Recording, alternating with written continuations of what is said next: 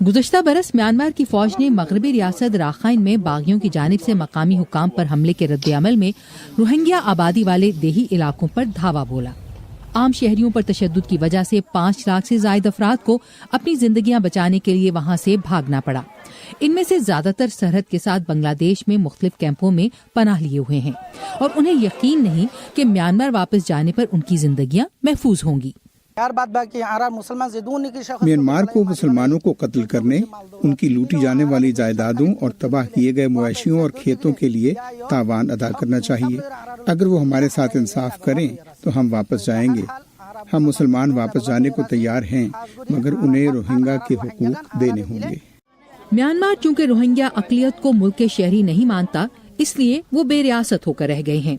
आलमी बरादरी ने रोहिंग्या मुसलमानों पर तशद्दुद की मजम्मत की है और अक़वाम मुत्तहिदा ने इसे नस्ल कुशी करार दिया है।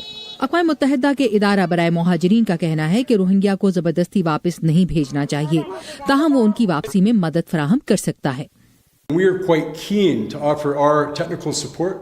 अपनी तकनीकी इमदाद फराहम करने और दोनों ममालिक के दरमियान सालिस का किरदार अदा करने के लिए तैयार हैं, ताकि महाजरीन की आवाज़ और खदशात की सुनवाई हो, उनकी वापसी रज़ाकाराना हो, वो महफूज हो और उन्हें इज्जत व वक़ार हासिल हो। अक़वाम मुत्तहिदा के तर्जुमान का कहना है कि महाजरीन वापसी के लिए 3 शराइत पर जोर दे रहे हैं। पहली चीज़ तो ये है कि वो अपनी कानूनी हैसियत और शहरियत का हल चाहते हैं। दूसरा, वो ऐसे हालात चाहते हैं जिनमें उनकी वापसी महफूज तरीके से हो, और आखिरी चीज़ ये है कि तरक्की और तामीर नौ का ऐसा माहौल हो जिसमें उन्हें मुकम्मल बुनियादी हुकूक हासिल हो।